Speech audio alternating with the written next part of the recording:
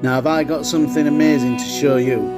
Watch this, it will blow your mind. I'm going to clear up the Shroud of Turin face, and it's going to look hauntingly real. And then I'm going to go one step further and clear it up even more. This is probably the best video I've done so far. Now, you can get these images on a variety of products, mugs, prints, magnets. In my bio is the link. The Shroud of Turin is the most scientifically studied object in history, and I think it's because they know it is the real Jesus Christ. This is Jesus of Nazareth, guys.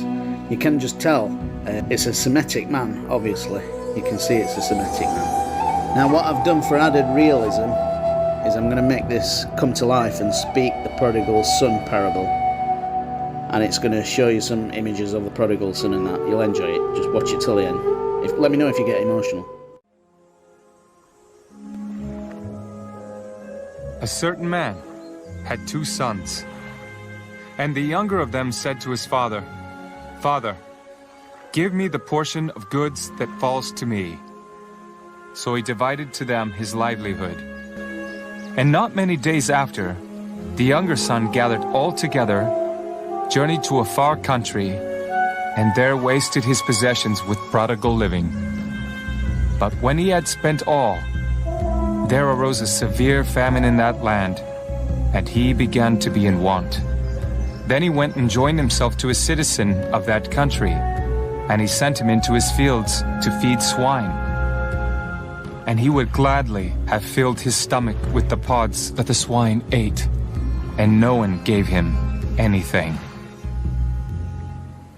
But when he came to himself, he said, "How many of my father's hired servants have bread enough and to spare, and I perish with hunger?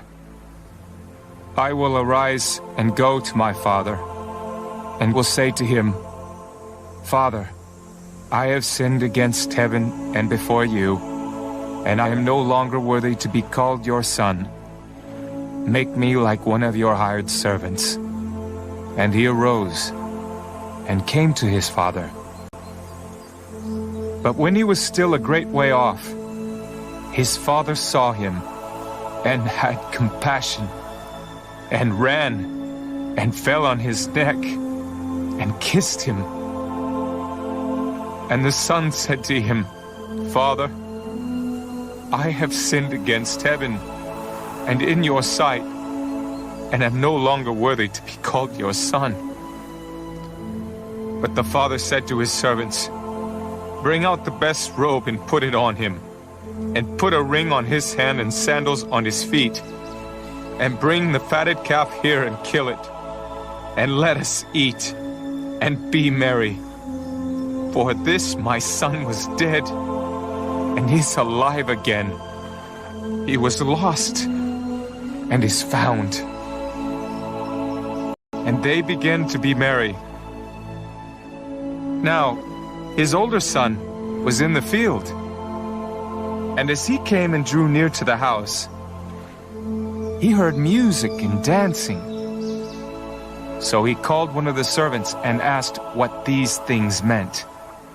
And he said to him, 'Your brother has come, and because he has received him safe and sound, your father has killed the fatted calf.'